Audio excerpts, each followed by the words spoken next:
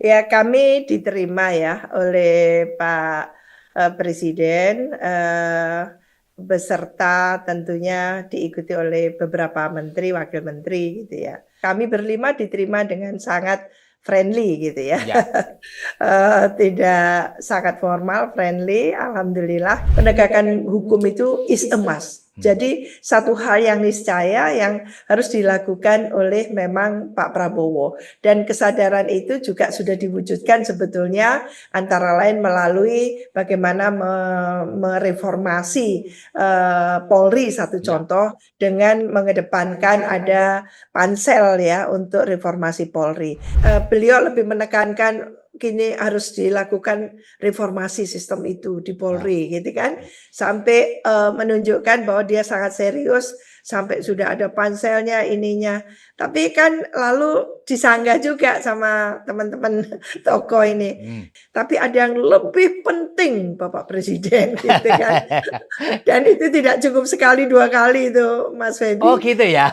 Iya itu. Jadi memang suasananya sangat cair Mas. Jadi apa yang lebih Tidak. penting pergantian Kapolri? Iya tentu beliau tahu. Kalau menurut saya mungkin masih apa ya, menakar waktu atau apa gitu. Tapi yang jelas memang tidak bisa lama gitu. Apakah benar dalam kesempatan tersebut Prof. Ya, Wiwi juga menyinggung soal wacana pemilihan kepala daerah? Dan secara tersirat ini, ya. Presiden Prabowo seolah-olah menyetujui itu. Saya tidak setuju kalau cuman mahal. Lalu akan ada argumentasi pilkada tidak langsung, itu berarti merampas hak politik warga negara.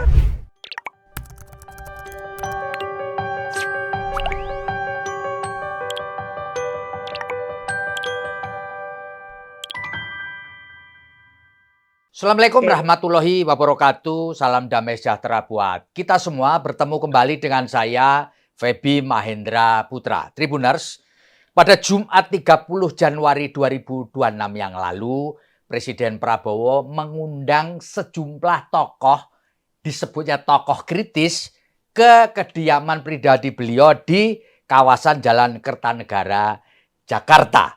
Di antara tokoh yang diundang ada Abraham Samad, mantan Ketua Komisi Pemberantasan Korupsi, ada Pak Susno Duaji, mantan Kepala Badan Reserse dan Kriminal Polri, ada Prof. Siti Zuhro, beliau adalah peneliti utama Badan Riset dan Inovasi Nasional, ada juga Pak Said Didu, dan ada juga wartawan lama, Mas Heru Subeno. Dan dalam kesempatan ini, terima kasih saya telah bersama dengan Prof. Siti Zuhro yang akrab dipanggil Prof. Wiwi. Saya akan sapa beliau. Assalamualaikum, Prof. Waalaikumsalam warahmatullahi wabarakatuh. Apa kabar Mas Terima Febi? kasih, Prof. Luar biasa.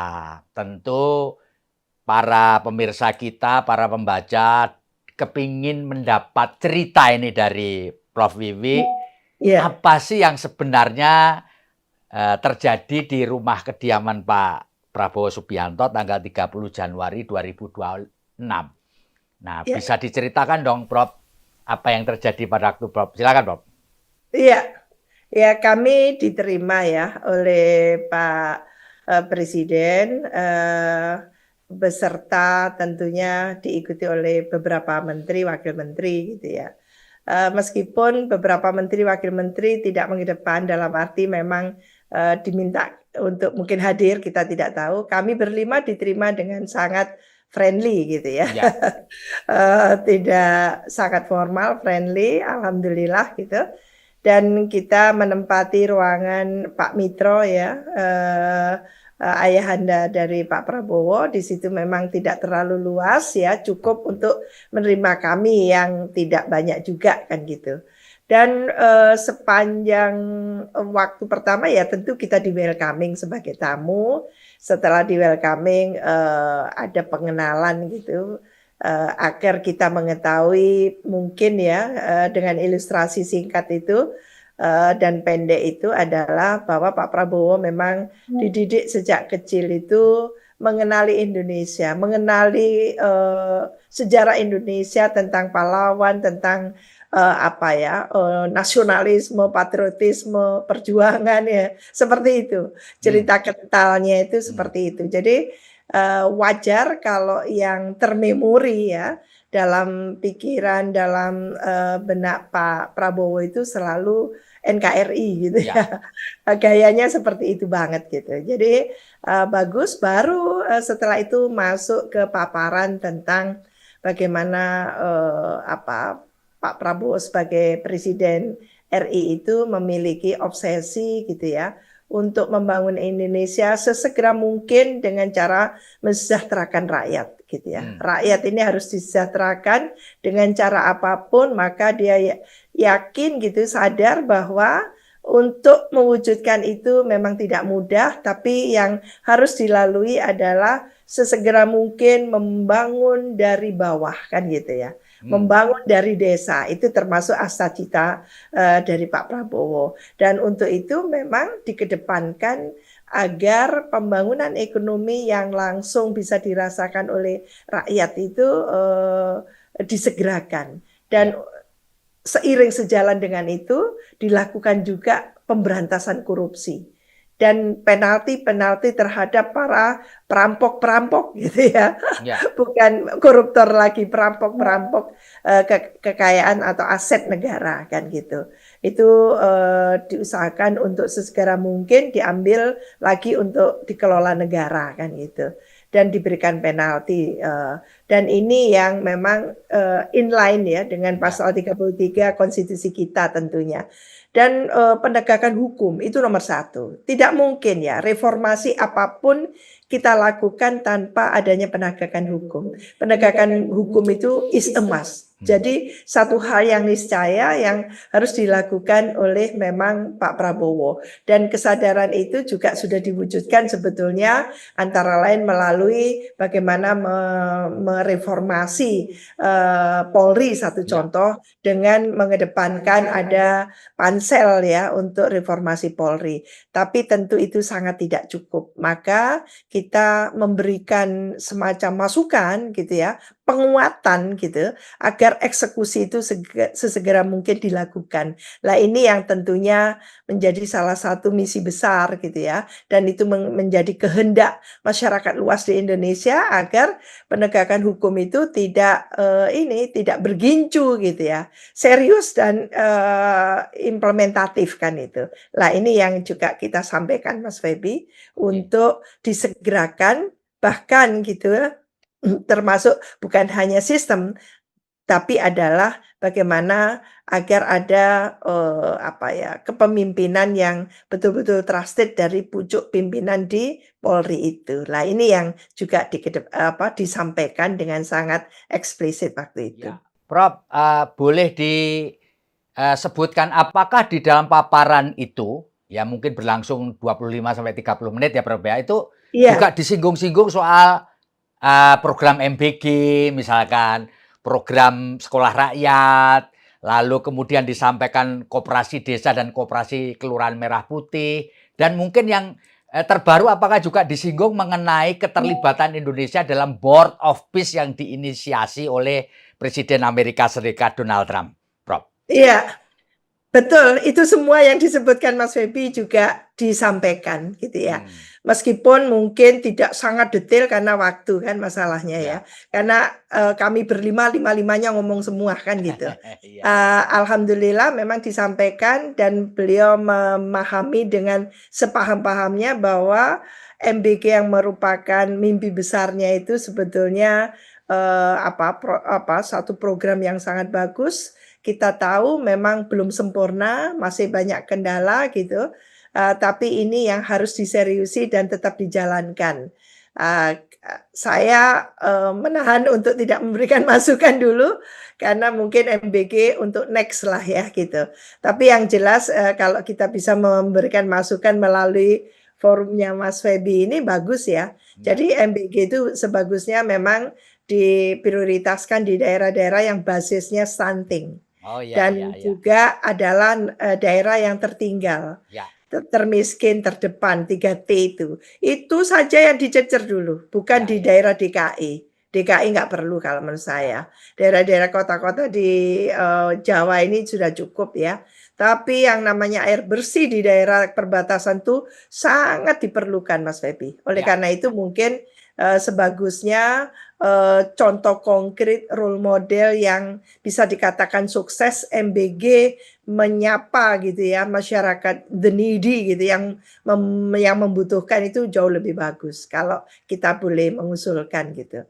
Lah MBG disebutkan lalu koperasi desa juga disebutkan. Sangat disebutkan gitu.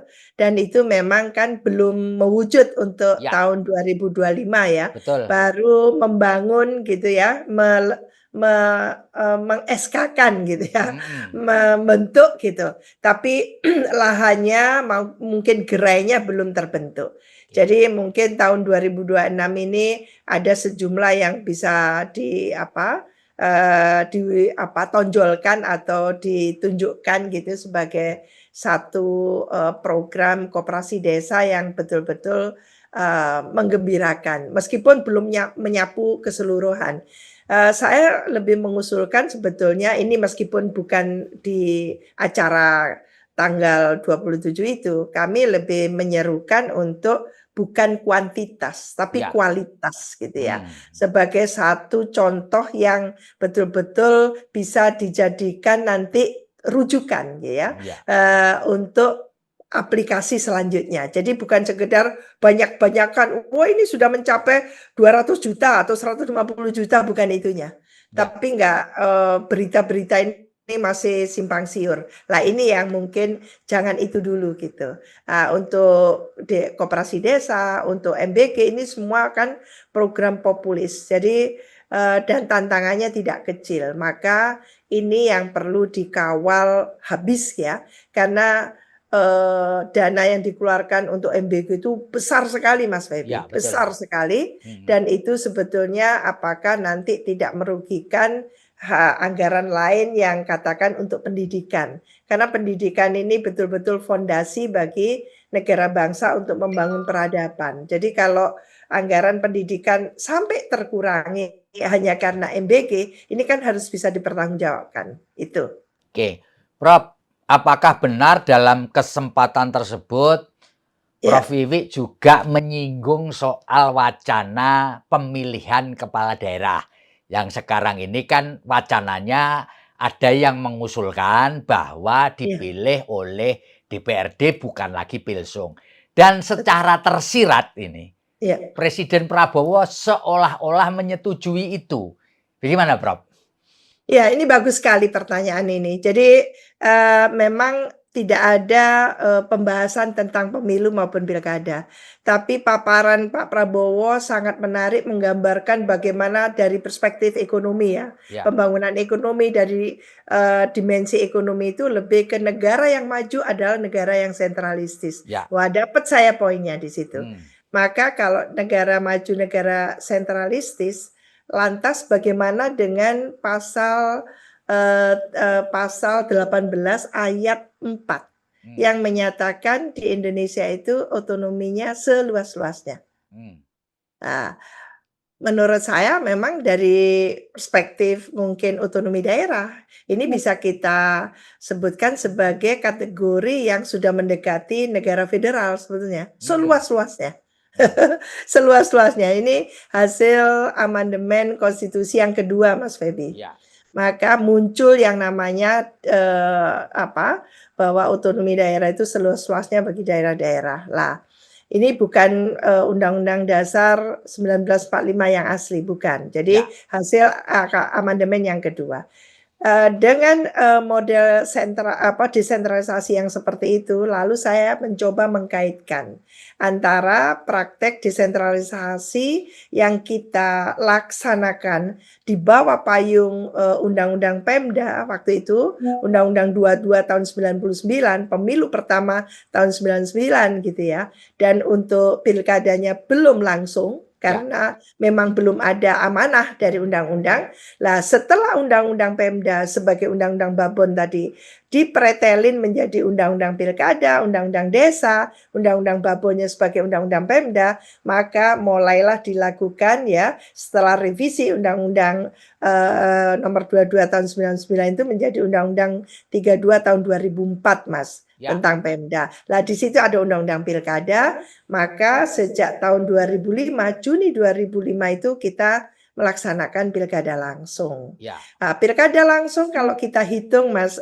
Feby, itu ternyata sudah di atas 2000 pilkada di provinsi, kabupaten, dan kota. Ya. Nah, ini seperti apa dampaknya terhadap pemerintahan daerah? Ya. Apakah bisa inline gitu ya, matching dengan esensi dari pelaksanaan desentralisasi dan otonomi daerah yang menekankan 4 hal, yaitu tujuannya yaitu adalah untuk meningkatkan kualitas pelayanan publik, untuk mewujudkan good local governance gitu ya, pemerintahan bersih berwibawa kan gitu ya normatifnya, lalu untuk meningkatkan daya saing daerah, dan terakhir adalah untuk kesejahteraan masyarakat.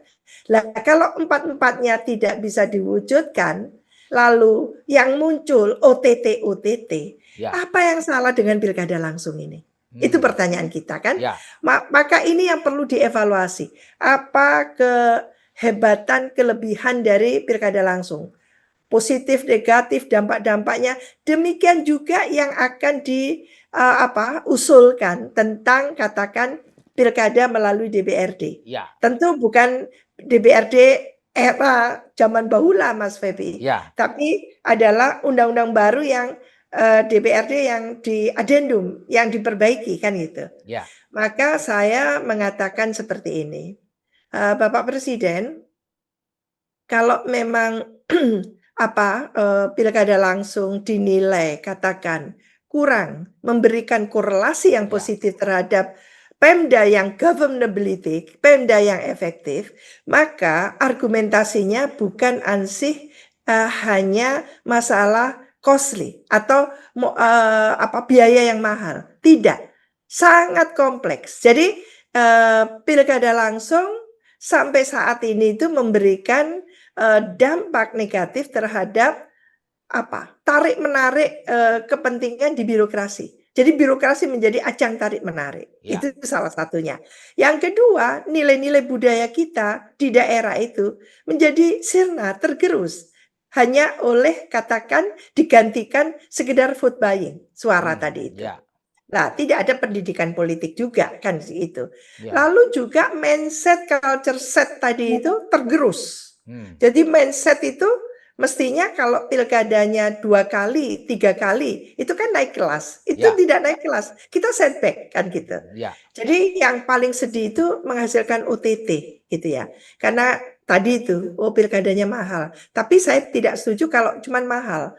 Lalu akan ada argumentasi pilkada tidak langsung, itu berarti merampas hak politik warga negara, hanya digantikan oleh para wakil rakyat kan gitu. Ya. Nah, ini yang harus diberikan satu pemahaman, lalu seharusnya pilkada langsung, pilkada tidak langsung dipadu-padankan, ditandem di situ. Mari kita hitung secara rasional, secara profesional, kira-kira lebih banyak mana manfaatnya. Gitu ya. Kalau lebih banyak manfaatnya pilkada langsung, lanjut. Tapi kalau lebih banyak pilkada melalui DPRD atau adendum atau asimetri, maka ini pula yang harus kita adopsi gitu. Jadi supaya kita tidak mengalami stagnasi terlalu lama. Karena dari 2005 ke 2024 kemarin pilkada langsung, itu menurut saya sangat amat cukup sebagai satu katakan pertimbangan penting untuk kita mengatakan enough is enough. Atau kita lanjutkan gitu. Ya. Nah ini yang makanya kita melakukan satu penelitian secara serius. Apa yang terjadi di daerah-daerah, di 545 daerah, yang jumlahnya sebanyak itu ya, 415 kabupaten loh Mas Feby. Maka ini yang menjadi concern kita sebetulnya. Maka itu yang saya sampaikan dan tampaknya Pak Presiden sangat mendengarkan untuk itu gitu. Nah, Jadi saya mendorong untuk argumentasi itu diberikan argumentasi yang relatif kompak gitu ya, tidak hanya sepenggal hanya karena mahal gitu. Prof, apakah memang dalam pertemuan itu Pak Prabowo memang menunjukkan gestur sesuai dengan pendapat partainya bahwa pilkada ini dilakukan oleh DPRD gitu, karena kan partai beliau, lalu Golkar, lalu PAN dan PKB kan kompak tuh, Iya, ya kan, bahkan menyatakan iya, sudah hampir pasti pilkada dilakukan oleh iya, DPRD. Apakah menunjukkan gestur iya. itu? Beliau kalau diajak ngomong tuh kan ngadep ya Mas, ya Ah, Mas ya. ya. Jadi tidak nunduk tapi melihat gitu. Hmm. Jadi kalau menurut saya beliau ngematno gitu Mas. Ya, Jadi ya, ya. memperhatikan semua argumentasi saya karena saya berusaha grounded menjelaskan sampai ke level desa gitu Hmm. ya.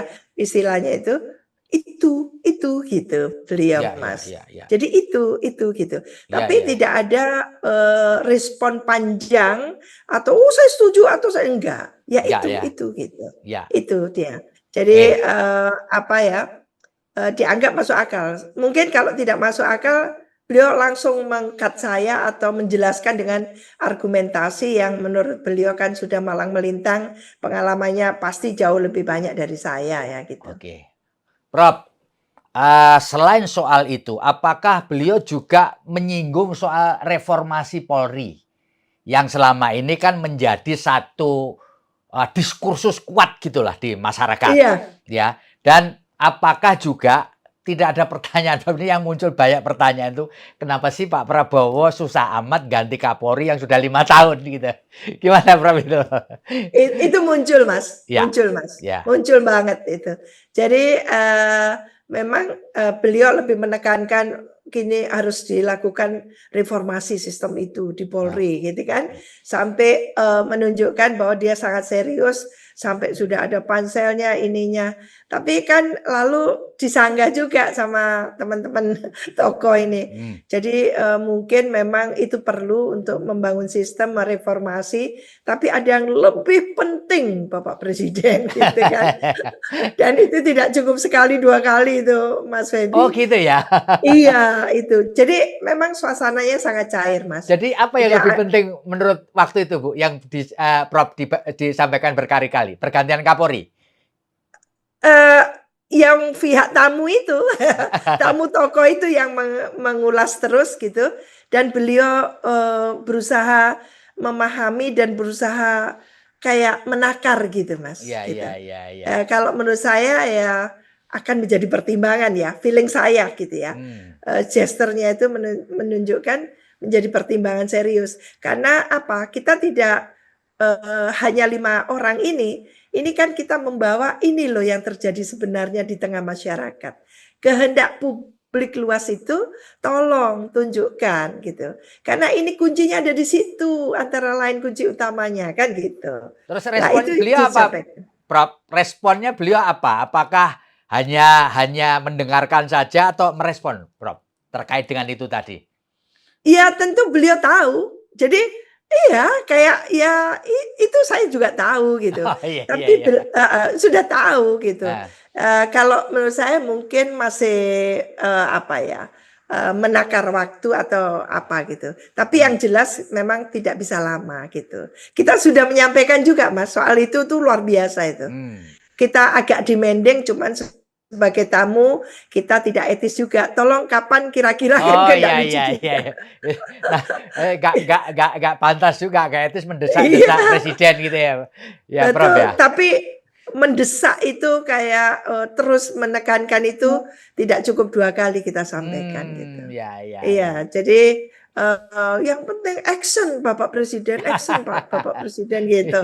Kita ada di belakang Bapak Presiden kan gitu.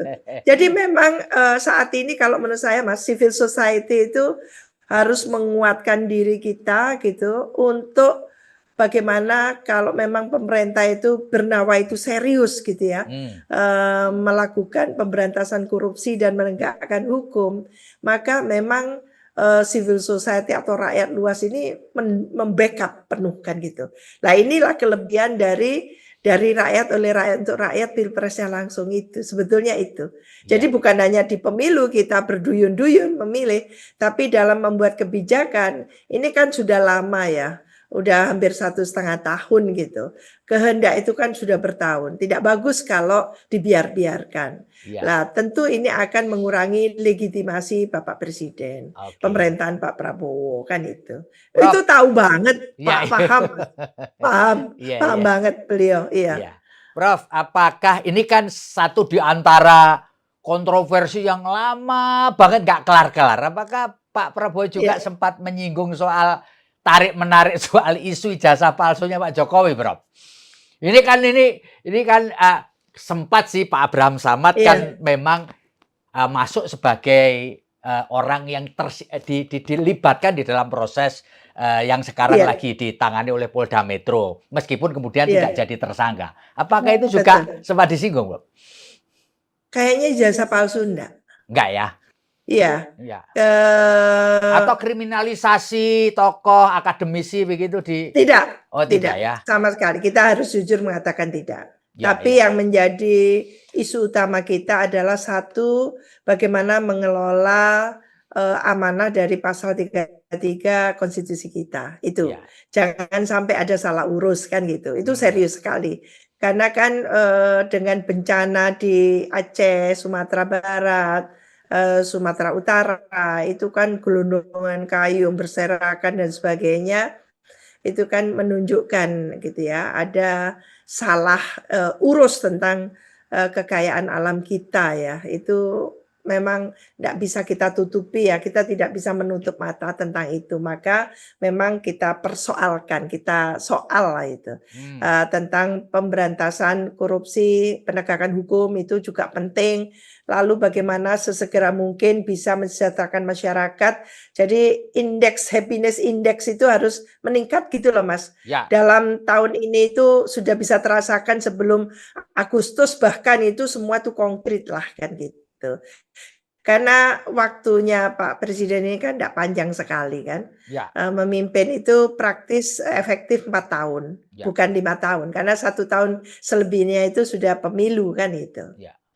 Prof, apakah juga disinggung mengenai keterlibatan atau kesertaan Indonesia dalam Board of Peace yang sekarang ini menjadi kontroversi sehingga Presiden setelah ketemu Profesor kan mengundang ulama, mengundang mantan Menlu dan Wakil Menlu. Apakah itu juga dielaborasi oleh Pak Prabowo? Iya, kebetulan beliau sendiri yang menjelaskan. Ya. Tidak dalam paparan, setelah tanya jawab sampai pada BOP itu. Dan ketika BOP dibahas, kita juga langsung saja menyahuti gitu kan, merespon bahwa ini ada keresahan di kalangan tentu gitu ya, para pemuka agama gitu, tokoh-tokoh masyarakat agama yang bahkan menulis gitu, ada kegundahan yang sangat serius karena BOP ini dipahami sebagai kepentingan itu ya, kepentingannya Trump gitu. Ya. Tidak ada urusan dengan Palestina dan Gaza yang kita sangat bela itu gitu. Lah bagaimana kok kebijakannya seperti ini? Ya langsung kan kita dijelaskan bahwa sebetulnya memang keikutsertaan itu untuk menunjukkan peran Indonesia sebetulnya. Jadi lebih ke politik. Dan tidak ada keharusan untuk sampai kapanpun di sana, enggak. Anytime bisa pamit. Anytime bisa in, and anytime juga out gitu. Nah itu yang agak melegakan saya. Kalau begitu Bapak Presiden tolong sesegera mungkin tokoh-tokoh agama tadi itu, ormas agama dan sebagainya, untuk diundang, untuk disampaikan apa yang Bapak Presiden jelaskan yang seperti itu. Bukan kami yang menjelaskan. Silakanlah. Alhamdulillah langsung disahuti oleh Pak Menteri yang ada di samping kami itu yang mengatakan kita sudah akan undang ya sesegera mungkin. Saya khawatir masuk angin dan itu bisa digoreng kan gitu ya. Sebab energi kita ini akan terkuras ke info-info yang tidak valid kan gitu. Ya. Maka komunikasi itu yang harus dijaga. Lah mungkin setelah bertemu kemarin diberikan standing positionnya Indonesia di BOP seperti apa dan sebagainya, nextnya bagaimana, prospeknya bagaimana, mungkin sampai yang Dinupati Jalal pun bisa paham kan gitu. Mungkin seperti Ya, itu. ya. Saya pun agak lega karena anytime bisa out gitu. Hmm. Kalau sudah dianggap tidak ada yang mengikat dan wajib, tidak seperti itu juga gitu. Prof, Tapi memang apakah disinggung juga mengenai keputusan Pak Prabowo ya, Iya. menyangkut iuran, Prof. 1 miliar US dollar. Ya, setara 16,5 triliun lah sekitar itu. Sehingga kemudian Iya. banyak menarik kontroversi. Apakah Iya. duit semacam itu nanti jatuhnya ke Gaza sih? Yang ngatur Trump juga, yang ngatur Iya. rekonstruksinya ini. Apakah juga Pak Prabowo juga menyinggung? Karena banyak orang bertanya, duit ini berasal dari mana? Kalau dari APBN kan memang tidak pernah kita rencanakan di dalam pembentukannya. Iya. Gimana, Prof? Betul. Kita tidak mendengarkan dialog itu, Mas. Tidak ada. Hanya mengapa lalu Indonesia memutuskan untuk join dengan BOP kan gitu ya. Karena Pak Prabowo mempertimbangkan ini termasuk strategis kan gitu. Secara politik kita ini strategis, Indonesia juga harus diperhitungkan gitu kan. Dan Pak Prabowo enggak mau kalau Indonesia di lockdown kan gitu. Tapi ini juga tidak wajib. Kita bisa menarik diri kalau ternyata tidak inline dan sebagainya dalam perkembangannya. Lega saya. Tapi tentang biaya, tentang itu saya juga nggak menanyakan gitu ya, biaya gitu. Teman-teman juga nggak menanyakan gitu. Kok mahal sekali gitu? Tidak juga gitu. Tapi memang tidak ada pembahasan tentang biaya. Mungkin next meeting kita tanyakan bagaimana biayanya gitu. Prof, Iya menurut betul. Prof Wiwi, apakah pertemuan ini dengan 5 tokoh dan Pak Prabowo beserta dengan staf itu ada gunanya nggak sih, Prof? Kalau menurut Profesor Wiwi? Kalau tidak diagendakan dan tidak ada pertemuan mungkin tidak ada gunanya. Karena kita ini ya Mas ya, kita positif gitu. Nawaitu kita bahwa kita harus cawe-cawe dalam keadaan Indonesia yang memang belum baik-baik saja kan gitu. Maka kita tidak pretending negara ini sudah settling in kan gitu. Tidak gitu. Menjelang pemilu 2024 sampai setelah pemilu 2024 kita ini kan masih grepe dan sebagainya. Maka kehendak kita publik luas juga gitu kan.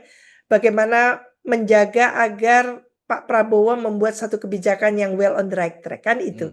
Jangan sampai ada penyimpangan, apalagi ternyata dibelokkan kan itu. Nah ini yang kita jaga betul. Kebutuhan nomor 1 Indonesia adalah pemberantasan korupsi dan penegakan hukum. Berarti apa ini yang harus dilakukan?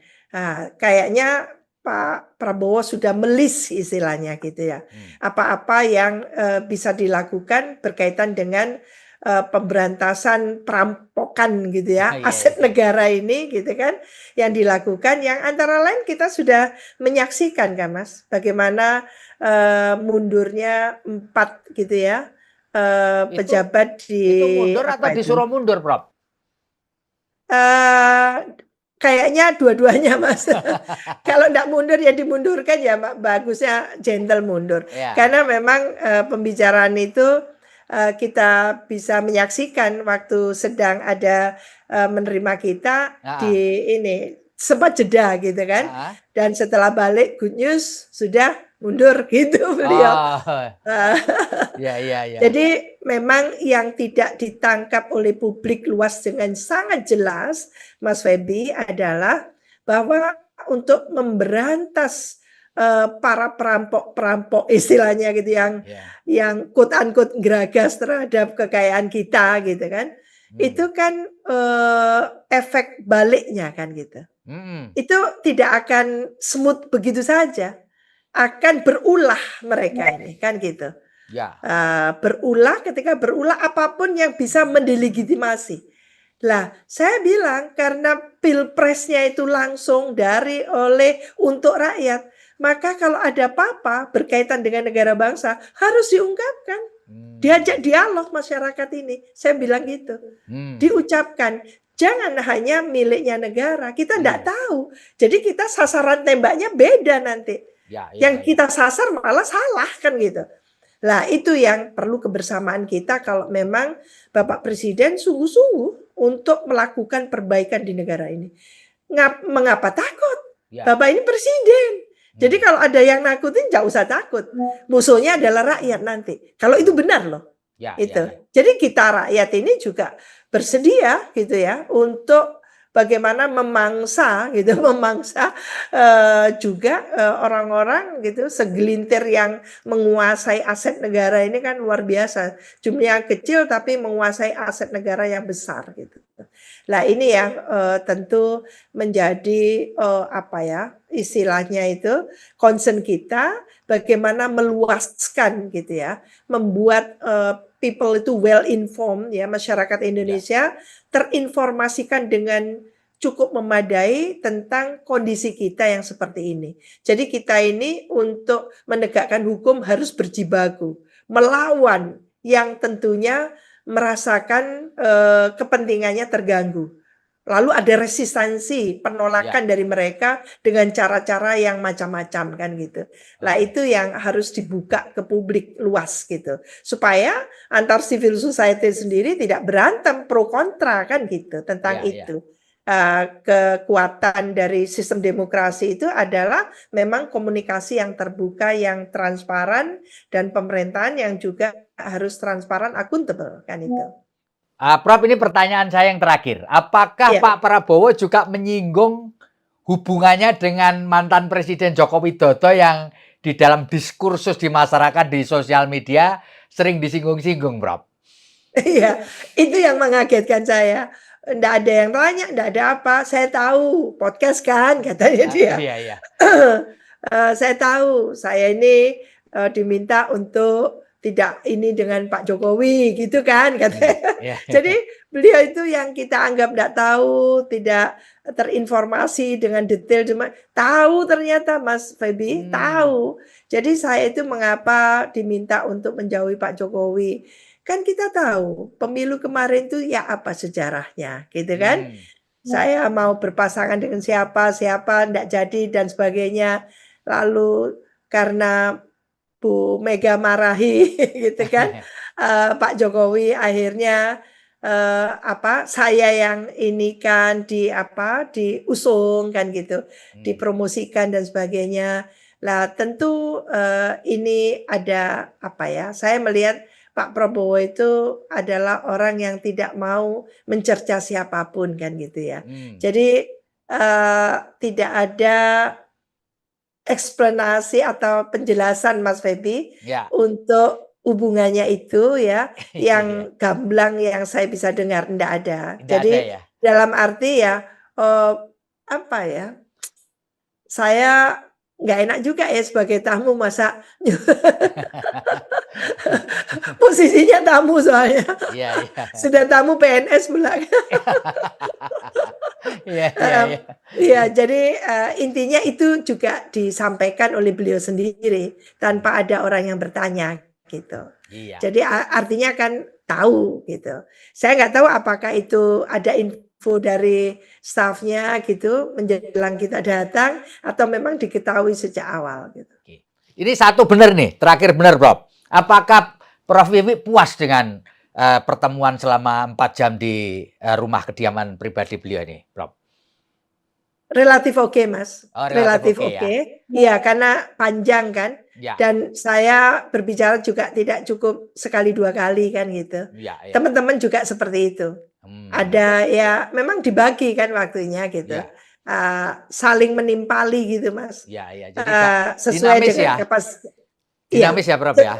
Iya, dinamis sesuai dengan kapasitas dan background masing-masing untuk menukikkan. Kalau Bang Abraham Samad kan lebih ke pemberantasan korupsi gitu ya. Pengalaman dia sebagai ketua KPK. Kalau saya ya berdasarkan apa yang saya pelajari, saya teliti dan hasilnya apa empirik yang terjadi di lapangan dan sebagainya seperti itu. Oke. Baik, Prof. Siti Zuhro, terima kasih banyak atas ngobrol kita dalam kesempatan kali ini. Saya kira ini cukup gamblang apa yang disampaikan oleh Profesor Siti Zuhro. Moga-moga ini ke depan ini ada perubahan ya Pak ya setelah ada Insya pertemuan Allah. ini. Iya. Kalau tidak ada perubahan kita pressure lagi, Mas. Baik, terima kasih Tribuners. Saya Feby Mahendra Putra, pamit undur diri. Assalamualaikum warahmatullahi wabarakatuh. Salam damai sejahtera buat kita semua. Dan apapun yang terjadi, tetaplah kita bahagia. Download Tribun X sekarang. Menghadirkan lokal menjadi Indonesia.